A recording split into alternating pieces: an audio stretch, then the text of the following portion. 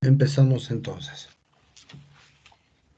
Hemos adelantado a lo planificado porque es más frecuente que este tipo de problemas, como son las enfermedades cerebrovasculares, tengan ustedes antes de acabar el curso, para que tengan la oportunidad de hacer más tiempo este tipo de problemas con sus docentes en la práctica.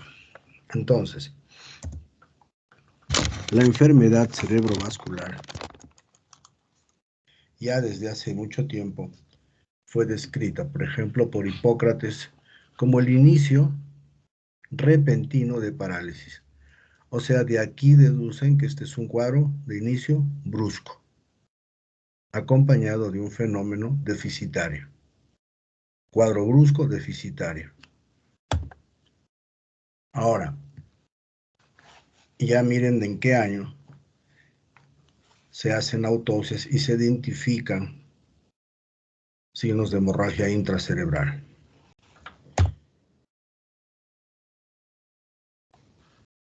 ¿Qué podemos decir de la frecuencia de la enfermedad cerebrovascular o del ataque cerebrovascular? Antes acá vamos a hacer una diferencia. La enfermedad cerebrovascular es aquella que se caracteriza por una serie de trastornos. Por ejemplo, un paciente es hipertenso, es diabético, anda con los colesteroles elevados, sedentario. Eso ya va constituyendo una enfermedad cerebrovascular. Cuando esta enfermedad llega a la cima de su proceso, es decir, cuando genera un infarto o una hemorragia, ese hecho es el ataque cerebrovascular, antiguamente accidente cerebrovascular. Entonces, el ataque cerebrovascular, miren, tienen 15 millones por año en el mundo. 5 millones van a morir temprano. Es la segunda causa de muerte. Y 2/3 en países de vías de desarrollo. Discapacidad, 5 millones permanecen con secuelas discapacitantes y es la tercera causa mundial de discapacidad. Y fíjense, en los países en desarrollo, su incidencia se ha incrementado en un 100% en 4 décadas. Ahora, del 100% de los pacientes que tienen un fenómeno vascular, un ataque cerebrovascular, solo un 10% tienen recuperación cuasi completa. 25 van a quedar con recuperación con alteraciones menores. 40% secuelas moderadas que van a requerir cuidados especiales y un 10% requieren cuidados en instituciones de salud.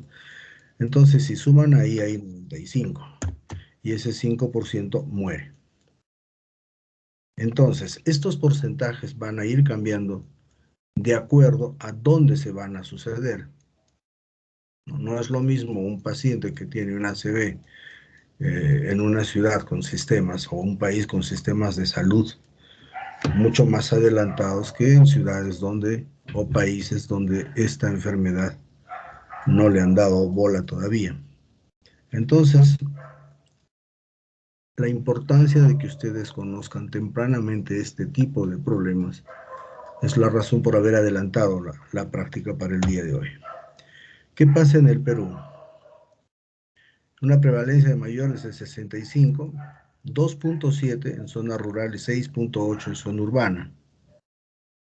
Una diferencia que probablemente es, con toda seguridad, la falta de diagnóstico en zona rural. La mortalidad, pero sí, ahí es más del doble en la zona rural que en la ciudad. Y miren, 28%, o sea, más de la cuarta parte se muere en la zona rural. Sin diagnóstico, la cuarta parte, y sin diagnóstico en la zona urbana, un 17%.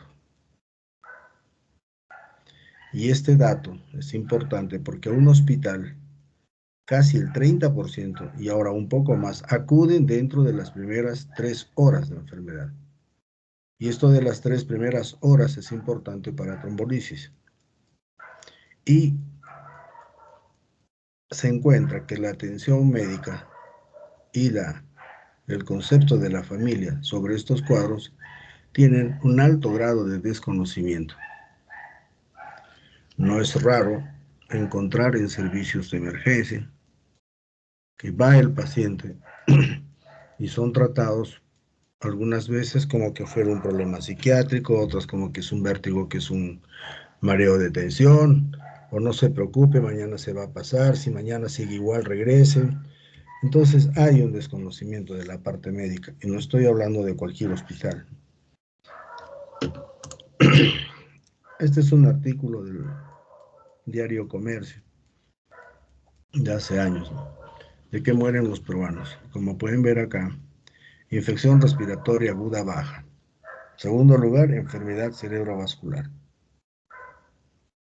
Luego viene la enfermedad pulmonar intersticial, luego el infarto cardíaco, diabetes como origen.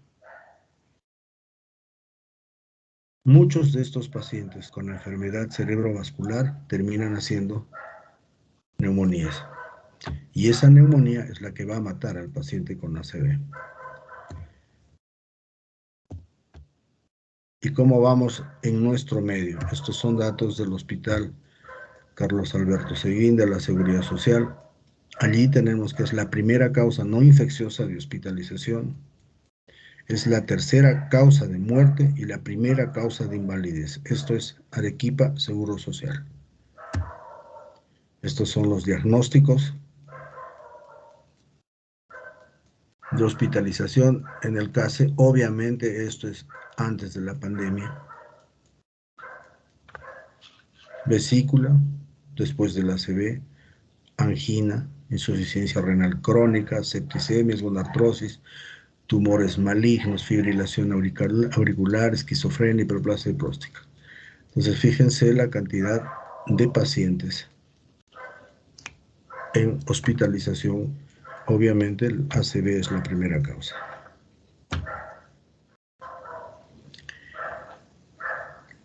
¿Cómo vamos en lo que significa la atención del paciente? Esto también es en Arequipa. El hospital, que ya tiene, a Dios gracias, desde este mes, constituida, esperando que no, el cambio de autoridades no nos haga cambiar esto. Ya tenemos una unidad. Acá poníamos, no había una unidad. Bueno, hasta que no vea ya está funcionando, pero no veo la resolución todavía. No existen en el resto de sitios unidades vasculares. El Nacional, este mes ya comenzamos 24 horas la atención de vasculares. Al tener unidades vasculares tranquilamente, todo paciente puede ser trombolizado, pero no tenemos unidades de manejo multidisciplinario. Hay tiempos prolongados de hospitalización y las complicaciones son frecuentes. Ahora miren lo que pasa en la casa de los pacientes del Seguro Social. 60% tienen secuelas discapacitantes. Menos de la mitad acude al mes a la consulta. Mortalidad de 21% al año. 25% han hecho demencia. 11% están deprimidos y 40% necesitan un cuidador. Entonces, estos datos demuestran que el ACV no solo es un problema severo para el paciente, para los sitios que ofrecemos salud, sino también para todo lo que es la familia. Por eso se ha convertido desde hace muchos años al ACV a una enfermedad desatendida y olvidada. Y una de las razones es este desconocimiento que existe acerca del manejo del ACV. Entonces, antes de que existiera trombolisis en el Nacional, ya hace 10 años, pero aún persiste esta idea de que el ACV, una vez que se estableció, ya no hay nada que hacer. Ha hecho que miremos al ACV siempre como un trastorno. Bueno, ya te dio, porque vas a hacer? Haz tu rehabilitación. Entonces, la idea es que tengan ustedes el concepto claro de lo que significa un tratamiento con trombolisis en un paciente con infarto cerebral y qué es lo que vamos a ver después. Entonces, continuemos. La enfermedad cerebrovascular en costos. Fíjense, esto es en Estados Unidos. El costo total del ACV en Estados Unidos es de 48 billones en un año. Los costos directos de atención médica y terapia, 36 billones por año. Y los indirectos, 23 millones anuales. O sea, fíjense lo que cuesta una enfermedad cerebrovascular. 29 de octubre, Día Mundial del Ataque Cerebrovascular. O sea, prontito. Entonces, ya dentro de lo que significa la enfermedad cerebrovascular, tenemos que considerar primero cuáles son los factores de riesgo. Y dentro de ellos se ha establecido desde hace mucho tiempo que hay factores de riesgo que son no modificables. Nadie puede modificar el sexo, la edad, la raza o la genética. Pero estos factores de riesgo modificables, ahí es donde uno debe apuntar para evitar que este problema de la enfermedad cerebrovascular termine en un ataque cerebrovascular. Y dentro de ellos, como pueden ver, está la hipertensión, la diabetes, las hiperlipemias, el tabaco, la obesidad, apneas del sueño, anticonceptivos, alcoholismos, estrés psicosocial, depresión, cardiopatías. El enfoque entonces debe ir dirigido a, primero, una prevención primaria. Entonces, debemos ir apuntando y a eso vamos a ir como unidades vasculares. Es, bueno, ahora a todos los pacientes hipertensos, diabéticos y hacerles conocer los riesgos de su enfermedad. Entonces, mientras no se le haga conocer qué puede significar ser hipertenso, ser diabético, el paciente no va a cumplir una medicación, un tratamiento para llegar a evitar una ACV. Entonces, toda la prevención primaria debe ir a sitios, obviamente, de nivel 2, 1, 2 y 3, dejando para el nivel 4, ya con unidad vascular, diagnóstico y tratamiento. Después que se termina este proceso, debe existir una prevención secundaria y debe existir una rehabilitación. La prevención secundaria ya es el manejo directo de los factores que han generado el ACV para evitar la nueva presentación de este cuadro.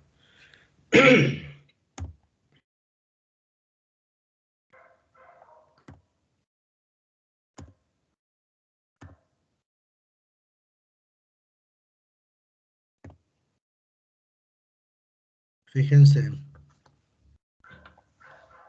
y no se olviden, esta es pregunta de examen, pero más que una pregunta de examen, es el hecho de que ante cualquiera de estos cuadros, por ejemplo, debilidad o adormecimiento en un lado del cuerpo, dificultades en la visión en uno o ambos ojos, dificultad para hablar o entender, dolor de cabeza más intenso que el habitual, vértigo o inestabilidad, deben pensar en una ACV. Estas 5 manifestaciones han sido y siguen siendo, diré, la propaganda, porque se realiza, por ejemplo, en Estados Unidos, hasta canciones tienen, para que el niño pueda entender que cuando ve eso en el abuelo, llame al 911. Entonces, si bien en otros sitios se va con la educación hasta la casa, para cualquiera de estos eventos, llevar al paciente a la emergencia, o en esos medios llamar al 911, acabamos apuntando a que el médico general, el alumno de medicina como ustedes, ante cualquiera de estas cosas, ponga al paciente y lo lleve a un sitio donde hagan trombolisis. Y ahorita, pues definitivamente el Hospital Nacional ya cuenta con equipo y se puede hacer las 24 horas. Entonces, esto debe estar en ustedes guardado en un archivo ahí. Esto no debo olvidarme. No porque me van a preguntar en el examen y están advertidos, sino que simplemente deben saber siempre. Ustedes tienen padres, tienen abuelos, tienen tíos, y el tomar la decisión de que esto puede ser, pensar en un ataque cerebrovascular, va a cambiar completamente la vida del paciente y de la familia del paciente. Por eso, doctores, estas 5 cosas no se olviden. Entonces, ¿qué viene a ser ahora ya la enfermedad cerebrovascular? Es una disfunción cerebral de origen vascular, pero ahí en rojo, inicio agudo. Esta disfunción de origen vascular, como ustedes ya saben, puede ser anterior o del territorio carotidio o posterior o del territorio vértebro-basilar. Este cuadro de inicio agudo puede tener un curso. Una vez que ha sucedido el cuadro, una evolución estacionaria, puede regresar a la normalidad en forma parcial o completa, o una regresión parcial o completa en los signos o síntomas que presenta el paciente, o puede continuar un curso progresivo. Entonces, aquí tienen el territorio de la cerebral o del sistema carotidio izquierdo. Acá tienen el territorio inferior del sistema vértebro-basilar. El anterior carotidio, este es el vértebro-basilar. El anterior era anterior y este es del posterior. Entonces, en este vale la pena recordarles, estas son las arterias vertebrales. Se juntan y dan el tronco de la basilar. Y este tronco de la basilar emite ramas que van a irrigar el tronco cerebral. Luego se separan en las comunicantes posteriores y con las ramas ya de la cerebral media, territorio de la carótida, el sistema carotidio, se forma el polígono de Willis, con la comunicante anterior, y este constituye todo el sistema vascular de un cerebro normal. Por eso el territorio posterior va a irrigar, no olviden eso, tronco, cerebelo y hemisferios cerebrales en su parte posterior.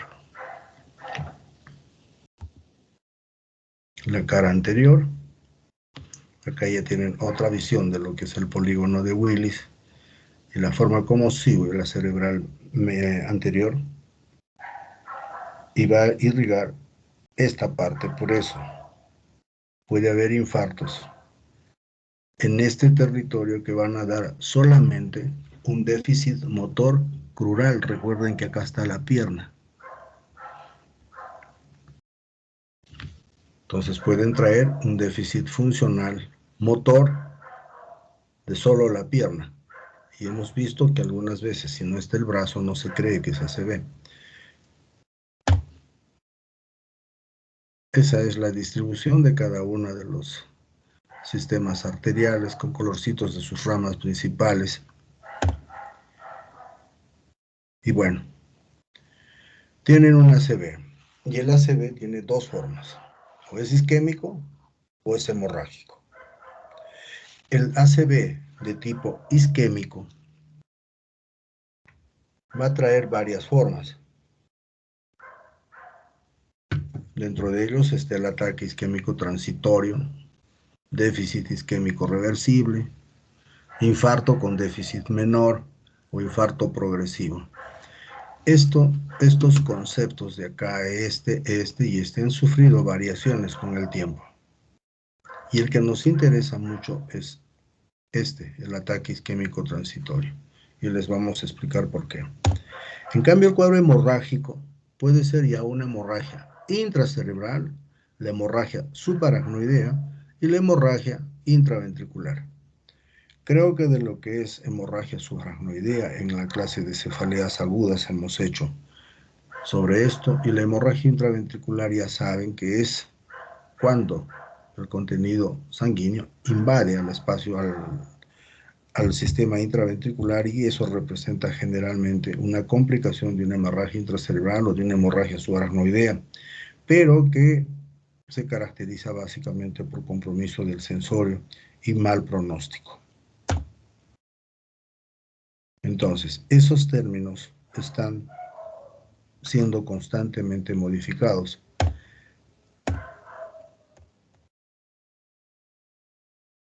Entonces, tenemos al ataque cerebrovascular isquémico, y hemos dicho el ataque transitorio. Estos son episodios o episódico y focal, tienen inicio brusco, signos y síntomas de breve duración, y ese concepto de recuperación completa en menos de 24 horas hay que sacárselo de la cabeza, y la recuperación completa para decir este es una IT es menos de una hora. Ahora, el concepto de las 24 horas es vital en la toma de decisiones. Un ataque, y esto lo van a ver en las prácticas, y creo, por favor, que quede claro, si el ataque isquémico transitorio vamos a tenerlo conceptuado como la recuperación del paciente en menos de 24 horas, y este paciente llega a las 2 horas, vale la pena esperar 24 horas y decir, ah, no, ya tengo un infarto. No es una IT, resultó siendo un infarto.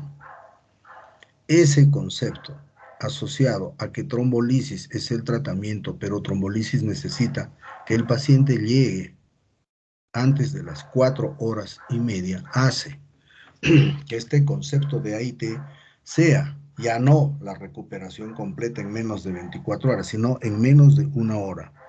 Las estadísticas han demostrado que la mayor parte de AITs antes de la trombolisis, o sea, donde el tiempo no tenía mucho valor, se recuperaban la mayor parte en menos de 2 horas. Pero ahora no podemos esperar ni un minuto para el tratamiento, porque solo contamos con 4 horas y media. Ojalá que se pueda hacer hasta 6 horas, y creo que eso va a ser posible pronto. Pero la idea es antes de las 4 horas y media. ¿Quién es el responsable de la enfermedad cerebrovascular? La presencia de trombos. Estos son secundarios, estenosis o oclusión de una arteria, producen alteración primaria de la pared de un vaso arterial comprometido. Ese es un trombo, tapa la arteria. El émbolo sale de otro sitio, de cualquier punto del sistema vascular, va por el sistema circulatorio y tapa la arteria. Este émbolo puede partir de arteria a arteria, corazón o pulmón. El hemodinámico se va a producir en un territorio arterial en que su segmento proximal presenta oclusión o estenosis grave. Es decir, vamos a tener una disminución de la perfusión sanguínea, una caída de la presión arterial o el fenómeno de robo. Todo esto va a llevar a la isquemia. Entonces, una de las razones que demostraron con el tiempo que el paciente llegaba con una ACV, digamos con una paresia braquial, y ese cerebro ya está tomando sus medidas para hacerle llegar oxígeno al territorio que está siendo afectado. ¿Y cómo hacía el cerebro eso? Subiendo la presión. Y al subir la presión, le llegaba mayor cantidad de oxígeno a ese cerebro. Y lamentablemente, al ver esa subida de presión en los servicios de atención inmediata de estos pacientes, se bajaba la presión. Entonces, bajábamos la presión, llevábamos a hipotensión, esto más bien es otro fenómeno, y todos estos llevaban a la isquemia. Entonces, si tapamos o se tapa la parte más proximal de una arteria, va a suceder eso. Y si a esto le agregamos medicamentos hipotensores, el fenómeno vascular es mucho más severo. Entonces, acá tienen la lista de todos los trastornos asociados a problemas vasculares, ¿no? Arteriosclerosis, displasias, arteritis, lupus, poliarteritis, etc. Toditos. Entonces, todo esto va a estar dentro del plan de trabajo que se tiene que hacer para un paciente con enfermedad cerebrovascular. Estas son la relación de todas las causas inhabituales. Una vez que se estudia lo otro y no se encuentra, hay que pasar a estudiar todos estos trastornos. Y fíjense, y dentro de ellos está hasta la migraña. La migraña, doctores, es la primera causa de cefalea en mujeres menores de 30 años y que no tienen estos factores que hemos visto en la lámina anterior. Acá tienen la clínica del infarto de la carótida interna. Vamos a tener trastorno motor porque se va a comprometer toda el homúnculo motor. Van a tener un trastorno sensitivo, van a tener un trastorno visual hemianóptico, van a tener una desviación oculocefálica, van a tener un trastorno del lenguaje. Fíjense, este es un cerebro visto del lado izquierdo. El infarto de la cerebral media. Ustedes tienen acá la cerebral media y ahí hay unas arterias, las lenticuloestriadas. Y fíjense, estas van a irrigar justo la cápsula interna. Y recuerden que la cápsula interna es el sitio donde todas las fibras motoras van juntándose, han partido de la parte externa cerebral de la corteza y se van juntando formando la corona radiada y van pasando en esta estructura de cápsula interna que es muy pequeña, pero muy compacta en lo que significa la cantidad. Y esta oclusión de una de estas arterias va a traer un déficit masivo grave. ¿Bien? ¿Por qué? Porque están pasando y están pasando todas las fibras en un corto espacio de todos estos sitios. Entonces, ¿qué va a suceder? Van a tener lo que llamaban antes una hemiplegia densa, una hemiplegia severa con una lesión pequeña.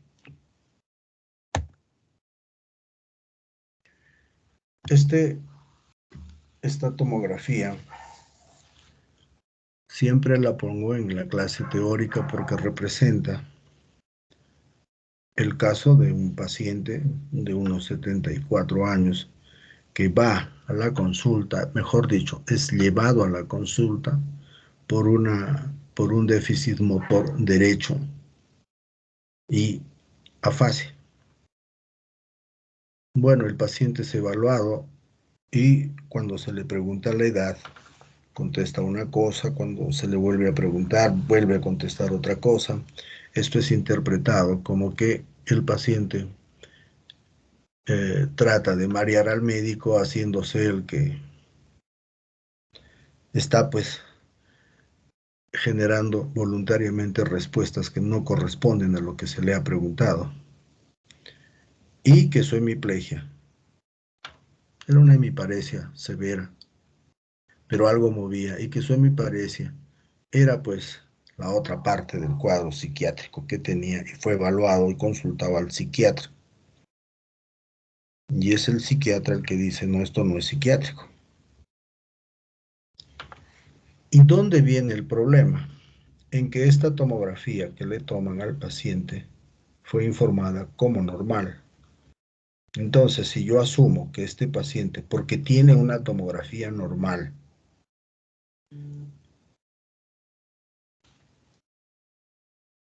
debo pensar que las manifestaciones clínicas de este paciente son pues del grupo de enfermedades psiquiátricas, es lo que llevó a este paciente a llevarlo a la consulta psiquiátrica. Entonces la tomografía, doctores, se pide para ver si es sangre o es isquemia. Si sale normal, entre comillas, es una isquemia. La hemorragia pinta inmediatamente y con eso tienes la diferenciación. Es más, para el manejo ahora la tomografía es vital en el menor tiempo posible, sin contraste. ¿Por qué? Porque no necesitamos contraste para ver si hay sangre o no. Inmediatamente la sangre es visible en una tomografía sin contraste. Los equipos tomográficos que hay ahora, por ejemplo, en nuestro medio, pues una tomografía la realiza en aproximadamente 12 segundos. Antes demoraba hasta 12 minutos. Ahora en 12 segundos ya tienen ustedes una tomografía que hace ver que no es hemorragia. Entonces, este paciente mientras llega, mientras se vio en emergencia, mientras se le pidió la tomografía, mientras estuvo a cargo del psiquiatra, se tomaron 2 días y al tercer día hacen la consulta y se repite la tomografía. Y fíjense acá cómo este infarto, que aparentemente, aunque ya se veía cambios, ahora se ve realmente todo un infarto de toda la cerebral media, pero ya con conversión hemorrágica. Entonces, el infarto van a verlo así, oscuro, y la sangre van a verlo blanco, como el hueso. Este es el paciente que se veía ya algo, y a los 3 días ya evidentemente se ve un infarto con conversión hemorrágica. Y este infarto no solamente eh, ha complicado, no sé, con una hemorragia, sino que también pueden observar una desviación de la línea media.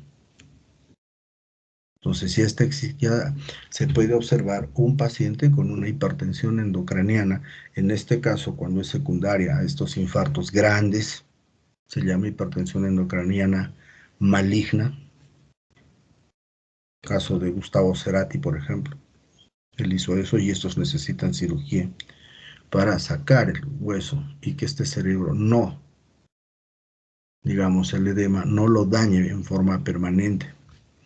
Pero bueno, esta es una imagen compatible con un infarto de la cerebral media. Cerebral anterior van a encontrar primero debilidad en pierna contralateral. Recuerden, el homúnculo motor está acá. Desviación oculocefálica, incontinencia urinaria, esto es frontal, reflejos de liberación frontal, trastornos en la conducta del paciente se vuelven apáticos o presentan alteraciones de tipo conductual, o sea, todo lo que se observa en los síndromes frontales. El infarto vertebrovascular. Parálisis ipsilateral de par craneal con déficit motor y o sensitivo contralateral. Cuando hemos hecho síndromes motores, estos van a constituir lo que son los infartos, o perdón, las hemiplegias alternas. Parálisis ipsilateral, tapar de un solo lado con el déficit motor del otro lado. Como esta estructura acá es tan pequeña y por ahí pasan todas las vías motoras de bajada y tienen todas las vías sensitivas de subida, es muy frecuente y es normal encontrar déficit motorio sensitivo bilateral. A predominio de pueden encontrar. Hay alteración de movimientos conjugados de los ojos. Como esto es vértebro-basilar y les he dicho que irriga cerebelo, van a tener síndromes cerebelosos. Y van a tener alteraciones del campo visual, porque este sistema también va a irrigar la parte posterior del cerebro, o sea, el lóbulo occipital.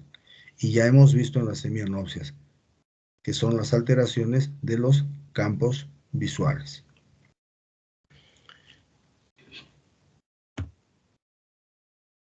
¿Qué hacer con un paciente que tiene enfermedad cerebromuscular? Primero, siempre una buena historia clínica.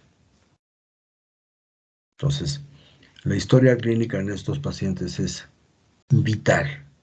Y dentro de la historia clínica, lo que más importa es el tiempo de enfermedad. ¿Desde cuándo? Entonces, hay cosas que han ido cambiando con el tiempo. Por ejemplo, es un paciente que se acostaba a las 10 de la noche y a las 6 de la mañana van a verlo al abuelo y el abuelo no mueve medio cuerpo. ¿Cuál es el tiempo de enfermedad? Entonces se considera para fin de trombolisis en que el tiempo de enfermedad es el momento en que fue por última vez visto normal el paciente. Entonces, estos datos en la historia clínica son importantes para definir la conducta del paciente. Bueno, el resto, saturación de oxígeno, bioquímica, hemogramas, electrocardiograma. En ese momento se calcula que casi, creo que es un 22 o 23%, los infartos cardíacos van de la mano con infartos cerebrales. Y la evaluación cardiológica es vital en todo paciente con un cuadro de ACV. Bueno, la radiografía de tórax. Y acá le poníamos la tomografía computada. Pero ahora la tomografía computada tiene más valor y debería estar, y va a estar después de la historia clínica. ¿Por qué? Por la forma como se va a trabajar o se está trabajando ya con el manejo en una unidad de vasculares. Estas tres cosas eran antes de trombolisis el final de la clase teórica de la enfermedad cerebrovascular de tipo isquémico. Entonces, ¿qué cosa le decíamos al alumno? ¿Qué cosa se recomienda? No bajar bruscamente la presión arterial. ¿No? O sea, si van a bajar, hay que bajarlo poco a poco. Evitar el uso de dextrosa y evitar los fenómenos que nos van a llevar a la fiebre, o sea, fenómenos infecciosos.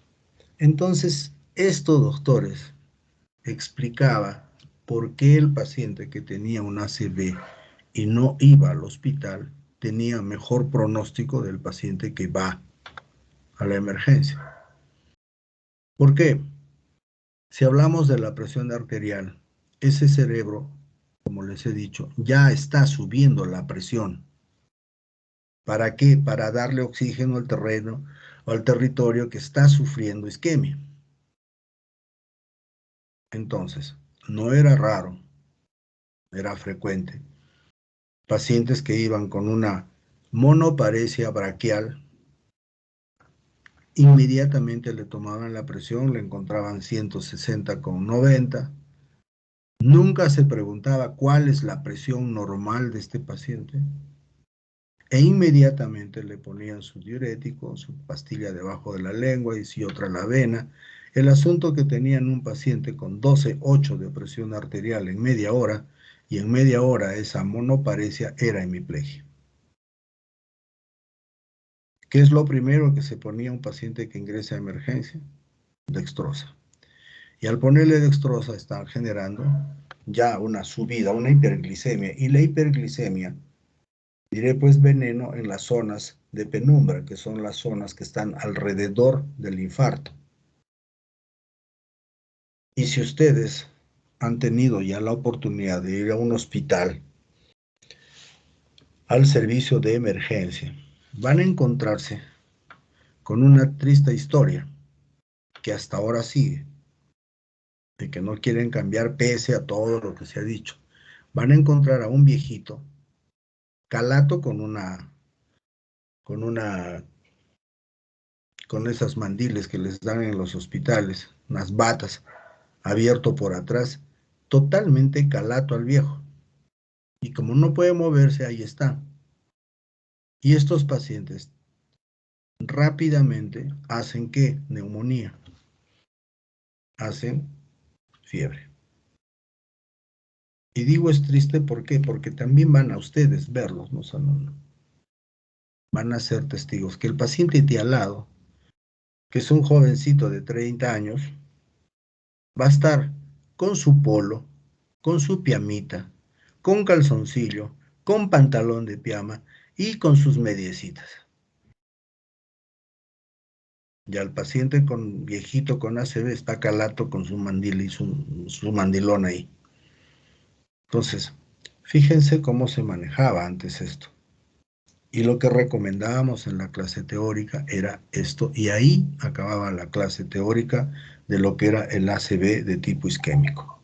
Pero ahora las cosas son diferentes y eso es lo que quiero que queden ustedes, porque esto ustedes como médicos van a verlo y lo van a ver en la familia y necesitamos una conducta adecuada de parte de ustedes, ahora y siempre.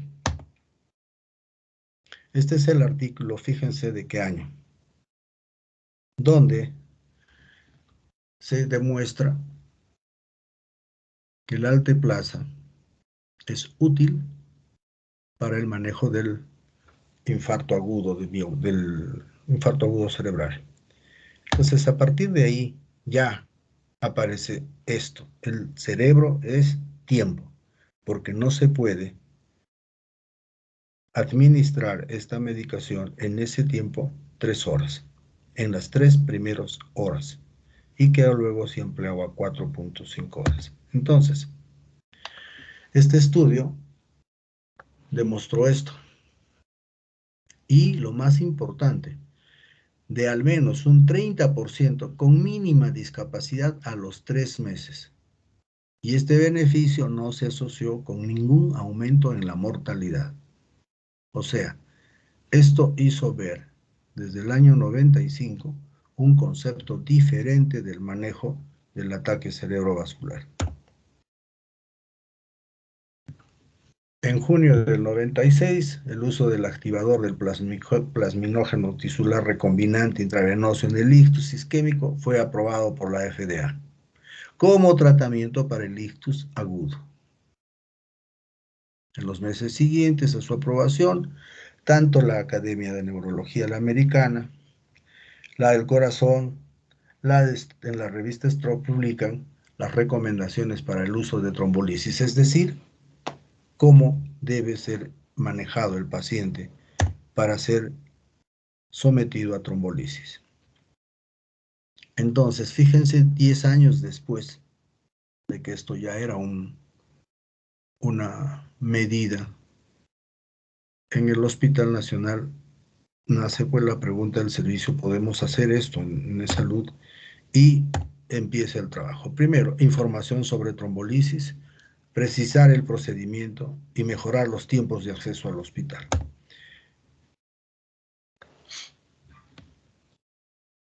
Ahí la escala del NIS, que se la van a ver en un rato.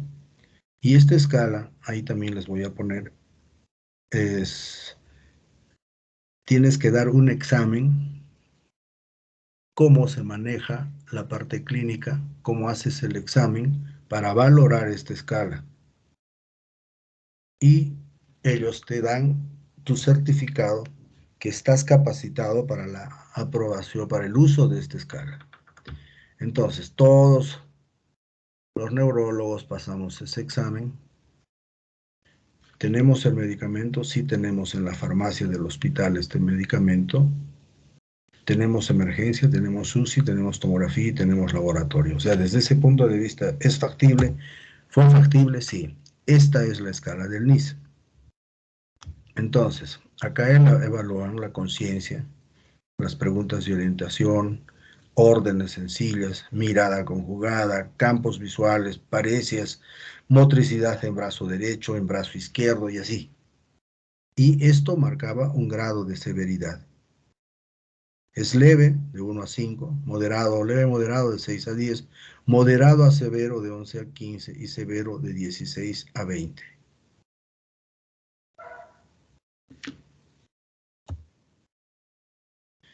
A quien le importe y quieren, acá está la dirección para que puedan ingresar. El examen, aunque ustedes ya manejan bien el inglés, está en español también si desean. Hagan la prueba. Pero para este examen ellos les van a dar clases a ustedes. Estos son todos los ítems que van a ver. Les van a explicar cómo se evalúa un paciente en la aplicación de esta escala, cómo se hace el examen y luego hacen su examen. Les van a tomar un examen que duraba en ese tiempo 30 minutos con preguntas básicas, sencillas, pero lo que no querían son errores, entonces te daban hasta 2 fallas y si no, chao examen. Entonces, cumplimos toda la información y todo lo que necesitábamos para poder pensar en qué y cómo actúa este activador del plasminógeno tisular, el RTPA o Alteplasa, que es el nombre con que se conoce comercialmente este producto. Primero, que fue obtenido por ingeniería genética, es una molécula casi idéntica a la endógena, es una glucoproteína y inicialmente se inició para el infarto miocárdico agudo. Entonces, tiene una depuración plasmática rápida, miren, más del 50% es eliminado en 5 minutos y casi el 80% es eliminado a los 10 minutos.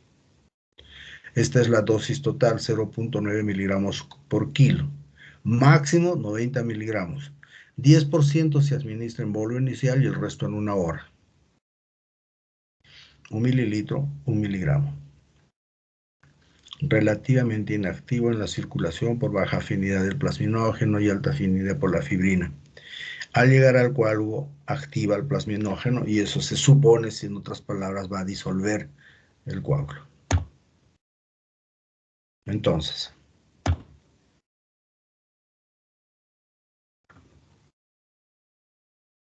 acá tienen las 7 Ds. Detección del inicio de los signos y síntomas de una ACV. Entonces, ¿dónde va a ir el paciente primariamente? O sea, muchos pacientes van, por ejemplo, en la Seguridad Social, van directamente a Yanaguara, van directamente al Escomel, van directamente al Melitón, y un grupo va directamente al Hospital Nacional. Entonces, los que van directamente al Hospital Nacional, bueno, no hay problema, están yendo directamente ahí. Pero ¿cuál era el problema? ¿Cuál era nuestro problema antes con el manejo del ACV? El paciente va, o mejor dicho, iba, por ejemplo, y esto yo lo he vivido porque trabajaba en el Hospital Yanaguara, por ejemplo. Mandaba la referencia al Hospital Nacional, me lo rebotaban la referencia porque yo también era neurólogo y que lo trate ahí, porque en realidad no había que hacer. Esa conducta, esa cosa se le ha quedado al médico, tanto de los hospitales del Yanaguara, del Metropolitano, del Escomel, que no es una urgencia, pues sí le pedían su examen de orina, su examen de hemograma, colesteroles, su plaquita de tórax. Y como no había neurólogo, pues esperaba toda la noche, hasta toda la tarde y la noche, hasta que al día siguiente se hacía la consulta. Entonces, esto ahora debe cambiar. Apenas se detecte la sospecha de que este paciente tiene un ataque cerebrovascular, inmediatamente debe pasarse a la siguiente D, que es el despacho. Envío inmediato, ponlo en la ambulancia y mándalo, derívalo al hospital apropiado. No vas a hacer Escomel Yanaguara, tiene que ser Escomel, Hospital Nacional. El dintel, desde la puerta del hospital, desde el triaje, hasta va a llegar a la evaluación de los datos, incluyendo la tomografía. Y ahí viene la decisión. Y luego el manejo con drogas. Acerca de esto, entonces, lo ideal de la puerta del hospital, o sea, donde es triado el paciente, al médico 10 minutos como máximo, al neurólogo 15. Debe realizarse la tomografía, máximo a los 25 minutos, esto es lo ideal. Debe ser interpretada a los 45 minutos y el tratamiento debe empezar a la hora. Entonces, en hospitales como el Hospital Nacional, lo que más demora es la llegada al Hospital Nacional, porque ahora la idea es que este paciente llegue, sea visto en el triaje, se determina que es un candidato a lo que es la trombolisis pensando en un infarto, se va a llevar porque están colocando un tomógrafo ahí en la emergencia. De tal manera que estos tiempos van a cortarse.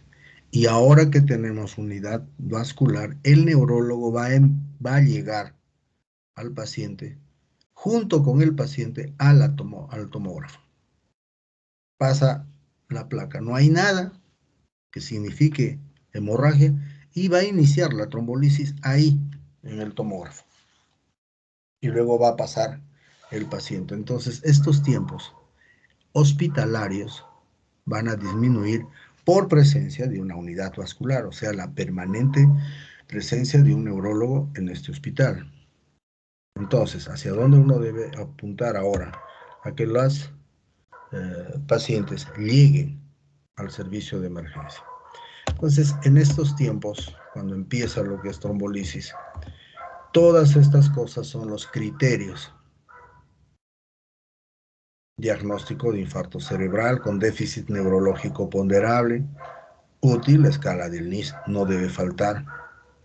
No deberán los signos y síntomas de remitir espontáneamente, o sea, ya están establecidos. Precaución en los pacientes con déficits severos, sobre todo con la edad, pero el tiempo ha demostrado que hay que hacerlo. No deben ser sugestivos de hemorragia subaracnoidea. Y ya saben que el cuadro de hemorragia subaracnoidea debuta con cefalea aguda, con o sin compromiso de conciencia, náuseas, vómitos. Inicio de síntomas menor a 3 horas antes del tratamiento. Estos criterios son cuando se empieza la trombolisis. Ahora esto ha cambiado. Ya es posible hacer en las 4 primeras horas, 4:30 horas. Y la tendencia ahora es buscar, si es posible, hacer antes de las 6 horas. Es decir, la ventana terapéutica de uso de trombolisis se ha aumentado y yo creo que vamos a llegar a hacer hasta las 6 horas. No debe de haber tenido traumatismo encefalocraneano u otro accidente o ataque cerebrovascular o infarto agudo de miocardio en los 3 meses previos. No hemorragia gastrointestinal o genitourinaria en los 24 días previos o 21 días previos. Y no haber sido sometido a cirugía mayor en los 14 días previos. Estos criterios, ¿no? Han ido, por ejemplo, cambiando en la medida que estos procedimientos se han hecho.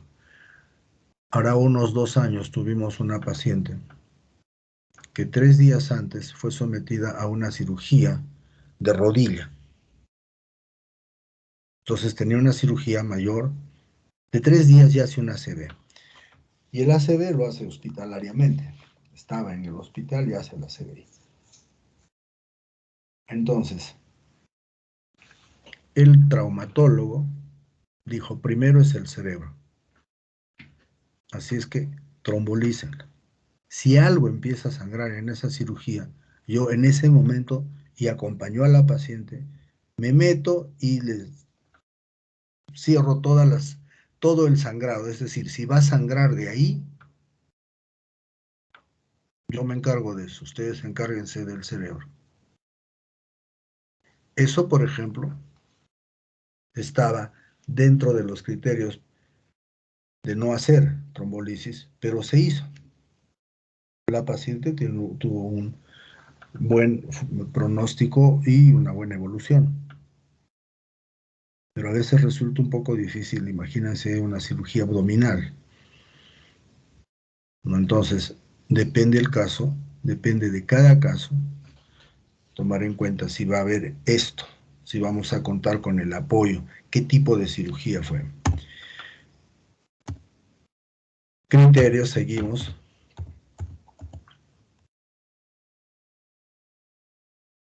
No funcionar en regiones no compresivas en los 7 días previos. Esto es manejable.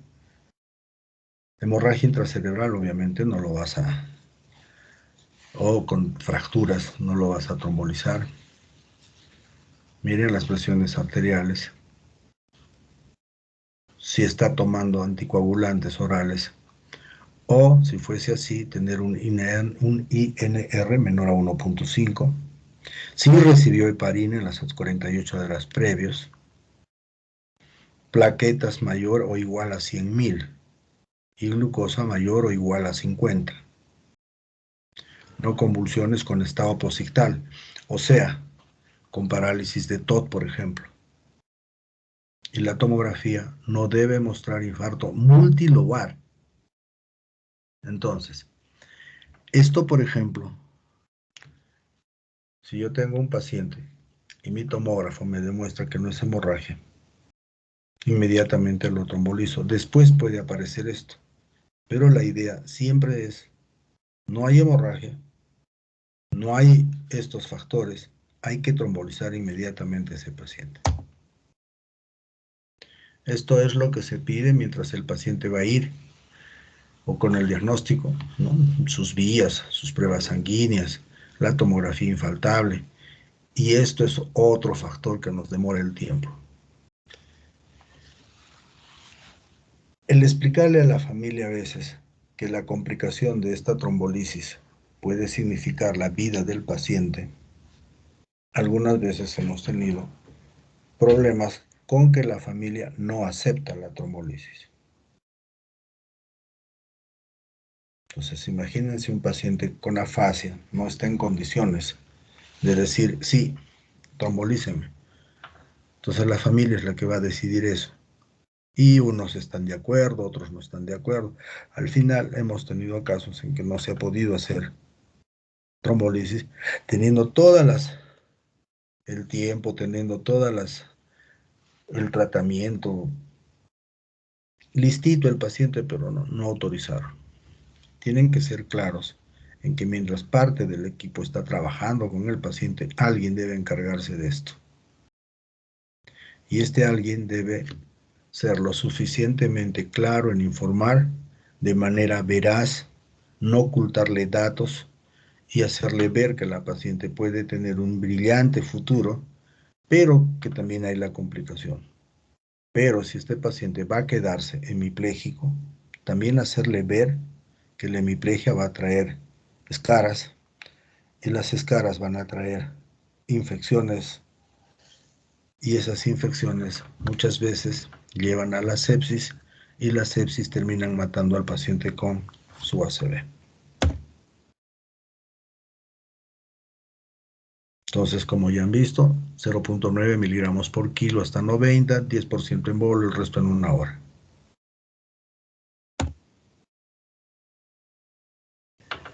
Medidas invasivas. Hay que evitar hasta 24 horas post tratamiento todo esto. Sondas Foley no hasta 30 minutos post trombolisis y la sonda nasogástrica no hasta 24 horas post trombolisis. Luego pasa a la unidad de cuidados intensivos de emergencia, a la UCI si quieren, por 24 horas. Esto cuando no hay unidad. No dar anticoagulantes o antiplaquetarios, no punciones arteriales, repetir la tomografía en 24 horas o antes. Si se sospechara de hemorragia post-trombolisis, hay que hacer una tomografía inmediatamente. Y mantener presiones arteriales menores a 185 y 110.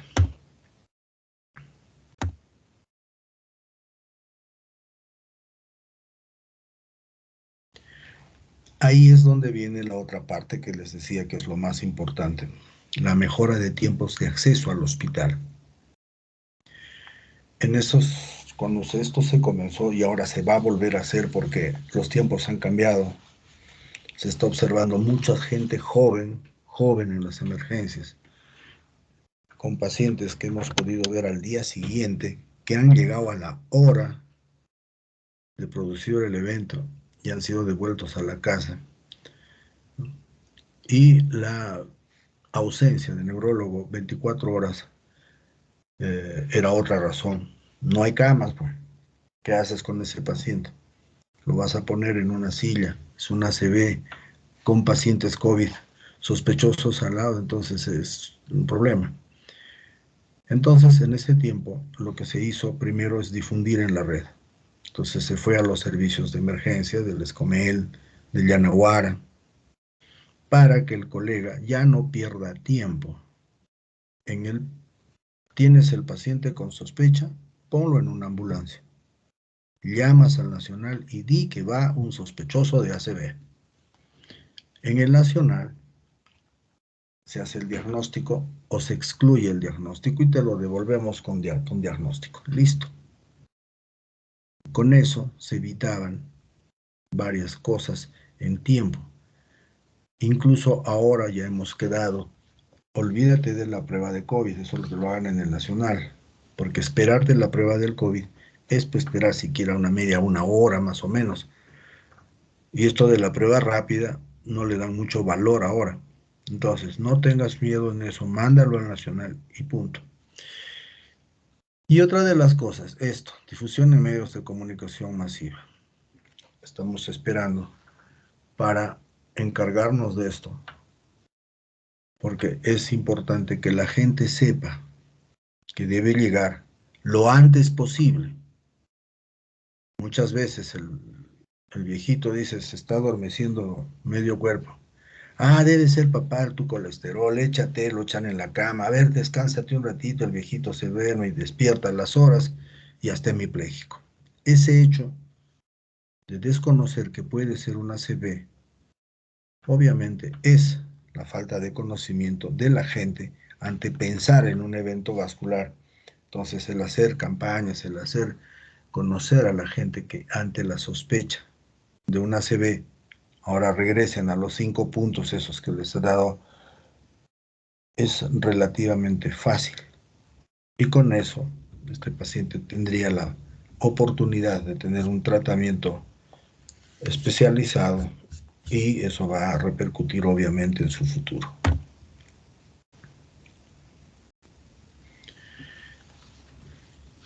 ¿Cómo es el sistema de referencias que llegan al hospital?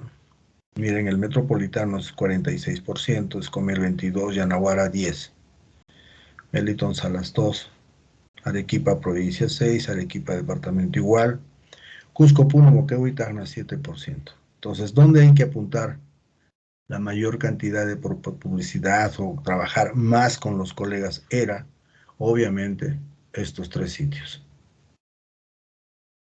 ¿Y ahora qué se está haciendo?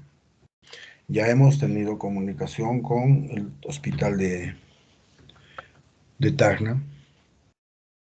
El lunes vamos a hacerlo con el hospital de Moquegua. Ya se ha conversado con los neurólogos de Puno. ¿Para qué?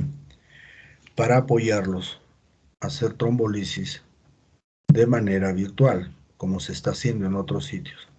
Y se escoge estos 3 sitios, ¿por qué? Porque tienen tomógrafo. Cusco tiene el mismo nivel que el hospital de acá, es un hospital 4. En cambio, Puno, Moquegua y Tacna no. Pero los 3 sitios tienen tomógrafo.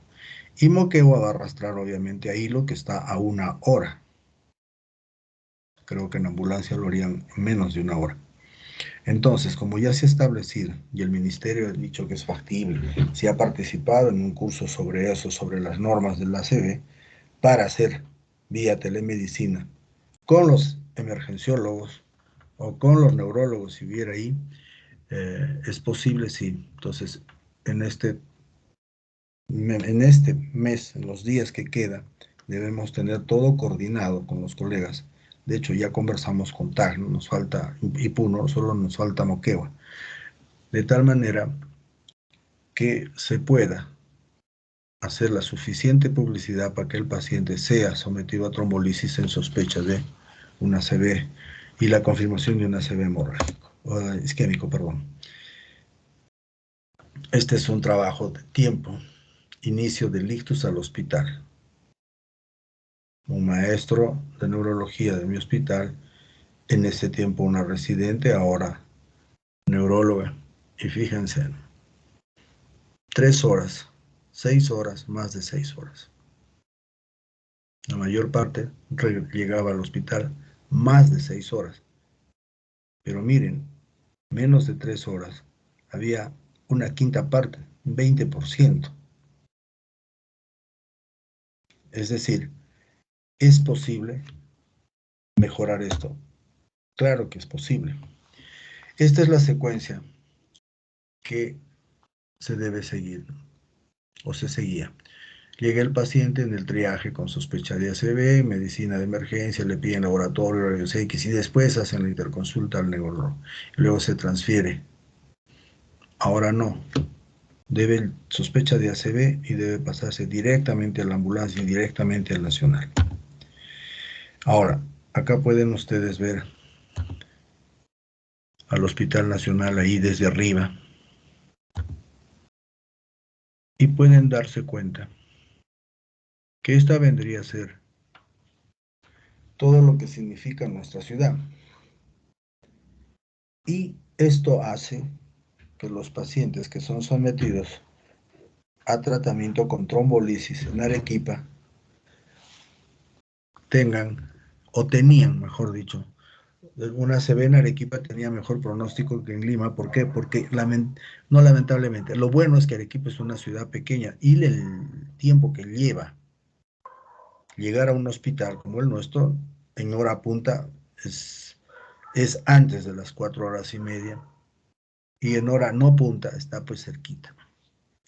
El Yanaguara lo tenemos, o acá, primero el Escomel, luego el Yanaguara, el metro está al lado. Entonces, estos 3 sitios es facilísimo enviar al paciente inmediatamente. Y que en los pacientes que se ha trombolizado, este es el primer trabajo que se presentó sobre trombolisis en el Hospital Nacional. Esa es la distribución por sexto. El promedio del paciente era 69 años. Ahí está la edad de los primeros pacientes.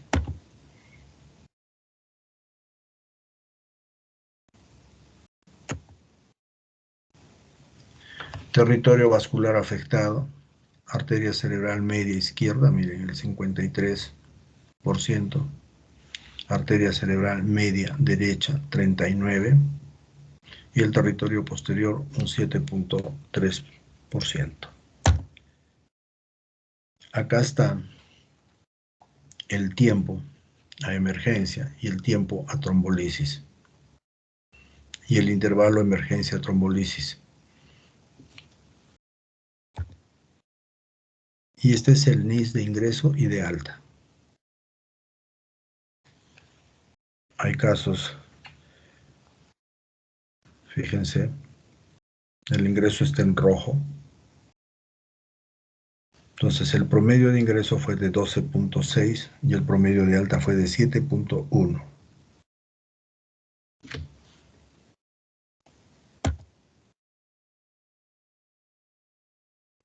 ¿Qué complicaciones tuvimos? Esta paciente fue la primera trombolisis que se hizo. Y en realidad sucedió de noche y lo hizo el servicio de emergencia. En realidad un poco entusiasmados por el asunto, y la familiar de la paciente, esta era enfermera del hospital. Por favor, háganle, se le hizo, y terminó con una hemorragia intracerebral. Requirió craneotomía para el tratamiento y el pronóstico fue malo, la paciente murió después. Luego había un caso de hemorragia digestiva, bueno, y luego complicaciones menores como sangrado labial o equimosis palpebral.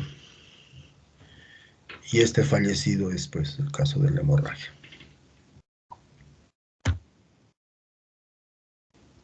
Ahora, este es un artículo del año 2009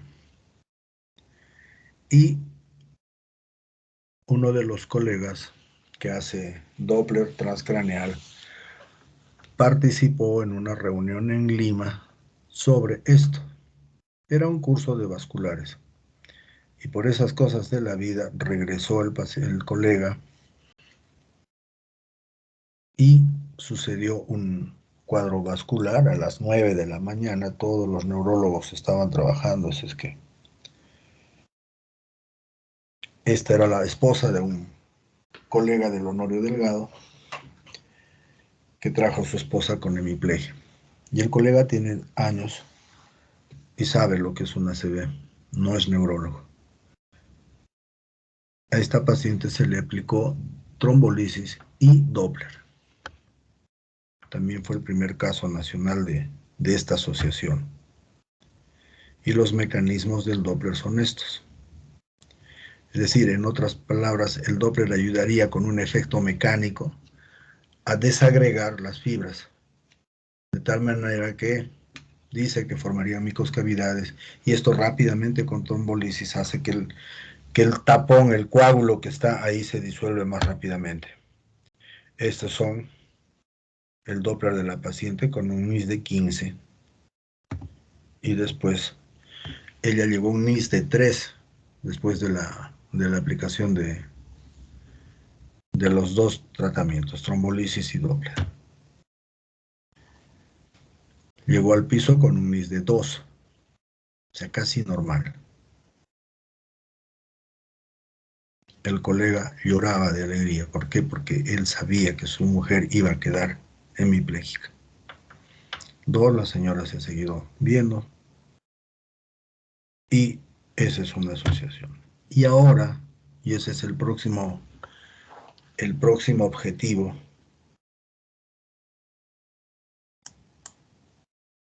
es este procedimiento. Ahí tienen el coágulo, han colocado, pasa al otro lado. Mejor mírenlo.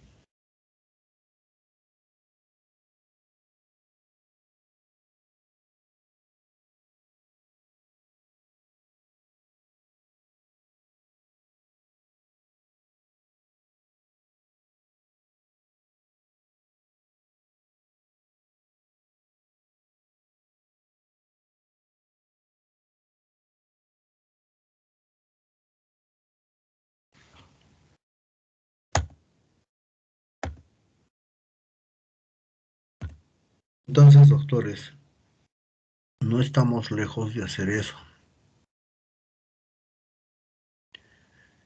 Los colegas de neurocirugía ya se han entrado hasta ahí para otros tratamientos. Entonces, hacer esto en un paciente con un cuadro vascular como el que han visto está muy pronto a realizarse. Es coordinar con ellos, capacitar neurólogos y hacer ese procedimiento sería ya una buena conducta, o sea, mantener trombolisis Doppler o endarterectomía. Ese es el futuro próximo de esta unidad vascular que ya se formó en el Hospital Nacional. La enfermedad cerebrovascular de tipo hemorrágico. Estos cuadros representan 10 al 15% de los ataques cerebrovasculares. Y generalmente, miren, hasta un 65% son secundarios a la hipertensión arterial. No hipertensivas. Entonces, las causas no hipertensivas están ahí. Malformaciones, tumores que se rompen, anticoagulantes, agentes trombolíticos, drogas, vasculitis. Este dibujo ya lo han visto en anteriores oportunidades. Estas son las lenticuloestriadas y ahí está la cápsula interna. Esta es la zona más frecuente de ruptura por hipertensión arterial en la formación de una hemorragia. Y acá tienen una tomografía. Esta es una tomografía con un sangrado subcortical con invasión ventricular, dos pacientes diferentes. Y esta es la localización de los ACV hemorrágicos hipertensivos.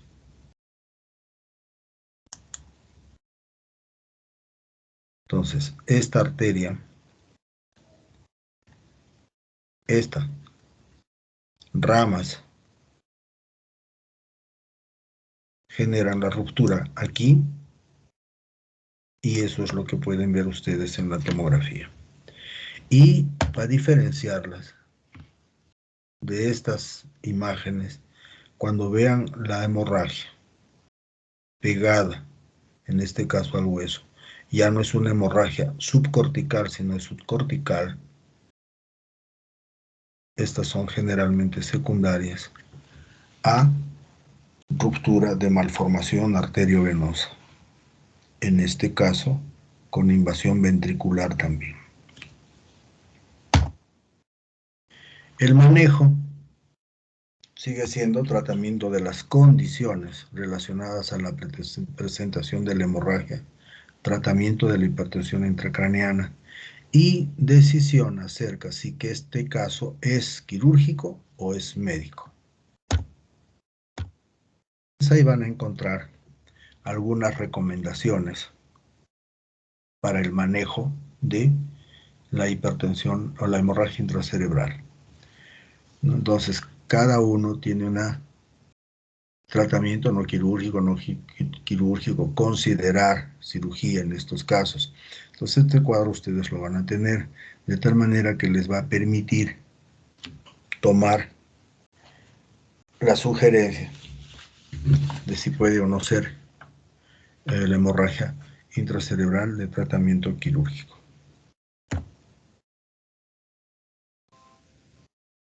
Muy bien. Preguntas, doctores.